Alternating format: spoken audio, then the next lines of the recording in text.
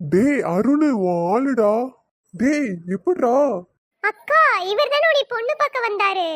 அடி ஆமாண்டி, இவன் எதுக்கு நம்ம ஊருக்கு வந்தான் இப்ப? எக்கா வாக்கா, வீட்டு பக்கம் ஓடியே போயிருவோம். அந்த ஆளை பார்த்தாவே பயமா இருக்குக்கா.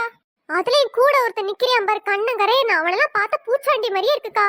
ஏய் இருடி, நம்ம சரோஜாக்கா சொந்தக்காரங்க தானே, அப்புறம் எதுக்கு பயப்படுற? உனக்கு நல்ல ஜாலி தான் போ. டேய் அருண், நீ பிளான் பண்ணி கூட்டிட்டு வந்த மாதிரி இருக்கே. ஆல்ரெடி ஃபோன் பண்ணி வர சொல்லியிருப்பியோ? டேய் ஏன்டா நீ வேற ஒரு ஃபோன் நம்பர் கூட என்கிட்ட இல்லடா, நான் எப்படிடா வர சொல்லியிருப்பேன்? இப்போ என்ன, அவங்க தான் வந்துட்டாங்கல்ல, ஃபோன் நம்பர் வாங்கிட்டா போச்சு. இந்த வாய்ப்பை மிஸ் பண்ணிடவே மாட்டேன்டா. ஹாய் ஸ்ருதி. சொல்லுங்க, என்ன இந்த பக்கம்? சித்தி கோயில்ல விசேஷம் சொன்னாங்க, அதான் நானும் என் ஃப்ரெண்டும் வந்துட்டு போலாமேன்னு தான். எக்கா, அந்த ஆள்கிட்ட போய் பேசிட்டு இருக்க? அம்மாட்ட சொல்ல போறேன் பாரு. ஏய் ஸ்னேகா, கம்மனி ரெடி. ஐயோ, இவ ஏடா கூடமா ஏதாச்சும் வம்பெழுத்து விட்டுருவா போலயே.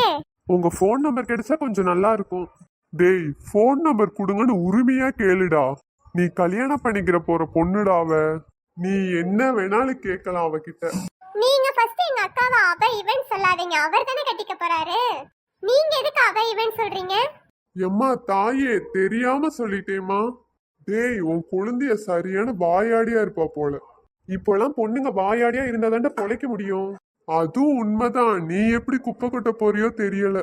அதை நினைச்சு ஏன் நீ ஃபீல் பண்ற?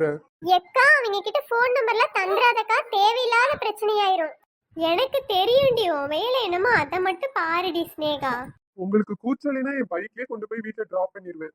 எங்க அக்கா பைக்ல கூட்டிட்டு போயிட்டீங்கன்னா நான் இங்க தெருவுல போறதா? அதான் நான் இருக்கேன்ல. எக்கா, அந்த கருவாயின கம்மனி இருக்க சொல்லுக்கா, மண்டையை உடைச்சாலும் உடைச்சிருவேங்கக்கா. டேய் கம்மனி இருடா, ஏன்டா ரெண்டு பேருமே அப்ப என் பைக்ல வாங்க. எங்க அம்மா தொடப்பு கட்ட பிஞ்சு போயிரு, நானும் பைக்ல வந்தேனா. எங்க அக்கா மட்டும் வந்தாவே அவ்வளவுதான், எங்க அம்மா சாமி ஆடிரும். இல்ல நானும் வந்தேன் அவ்வளவுதான்.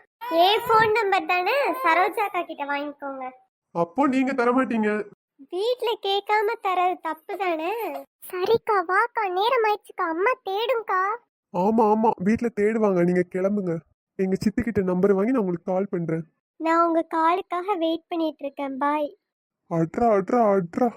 ஐயோ, எங்க அக்கா ஏடா கூடமா வாயை குடுக்கறாளே.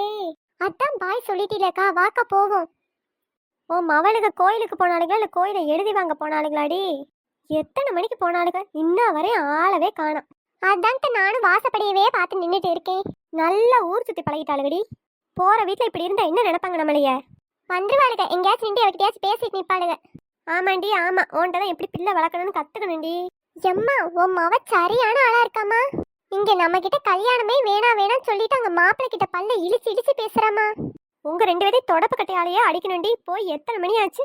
மாப்பிள்ளை கிட்ட பேசினானுங்களா? மாப்பிள்ளை கிட்ட எப்பத்தான்? நான் உண்மையை தான் சொல்றேன். அன்னைக்கு நம்மளை பொண்ணு பார்க்க வந்திருந்தார்ல, அவர் கோயிலுக்கு வந்திருந்தாரு. ஐயோ, இப்படி கல்யாணத்துக்கு முன்னாடி மாப்பிள்ளைய பார்க்கலாமா? இது நல்லது காடி. பார்த்தது மட்டும் தப்பு இல்ல, அப்பத்தா ஃபோன் நம்பர் வேற. கல்யாணத்துக்கு முன்னாடி ஃபோன் நம்பர்லாம் வாங்கவே கூடாது, மாப்பிள்ளை கிட்ட பேசவே கூடாது. கல்யாணம் முடிஞ்சதுக்கு அப்புறம் தான் எதா இருந்தாலும் ஃபோன்லாம் பேசி பார்த்தா தான் அவர் எப்படி என்னன்னு தெரியும். கல்யாணம் முடிஞ்சோடனே அவங்க வீட்டுக்கு போய் ஒண்ணுமே தெரியாம நான் முழிச்சிட்டு இருக்க வேண்டியதான், அவரை பத்தி எதுவுமே தெரியாம. சரியான ஆளா இருக்கடி. கல்யாணமே வேணாம் சொல்லிட்டு எப்படி பேசுறா பாரு. வீட்டுல பெரியவங்க சொல்றதை கேட்கணும். மாப்பிள்ளை கிட்ட எது பேசுனா போனை புடிங்கி வச்சிருவேன் பாத்துக்க. நான் ஒன்றும் மாப்பிள்ளை கிட்ட ஃபோன் நம்பர்லாம் கொடுக்கல, சரோஜாக்கா கிட்ட இருக்கு, வாங்கிக்கோங்கன்னு தான் சொன்னேன். திமிர பத்தியா சரோஜா கிட்ட வாங்கிக்க சொல்லியிருக்கலாமா. வளர்த்து வச்சிருக்கா பாரு, அவளை சொல்லணும்டி. நான்லாம் கல்யாணத்துக்கு அப்புறம் தான் உங்க தாத்தாவோட மூஞ்சியவே பார்த்தேன் தெரியுமா. இந்த காலத்துல பாரு, பொண்ணு பார்க்க வீட்டுக்கு வராங்க, அப்புறம் சேலை எடுக்க கூட்டிட்டு போறாங்க, அதுக்கு கூட்டிட்டு போறாங்க, இதுக்கு கூட்டிட்டு போறாங்க. காலம் ரொம்ப கெட்டு போச்சுடி. கழுத்துல தாலி ஏறினக்கு அப்புறம் தான் மாப்பிள்ளையோட மூஞ்சியவே பார்க்கணும். எம்மா, நாங்க கோயிலுக்கு போயிட்டு அப்பதே வந்திருப்போம்மா. இவன் நின்று மாப்பிள்ளை கிட்ட வளன்னு பேசிக்கிட்டே இருக்காமா. ஐயோ, ஊர்ல உள்ளவங்களாம் பார்த்தாலுங்க என்ன நினைப்பாளுங்க?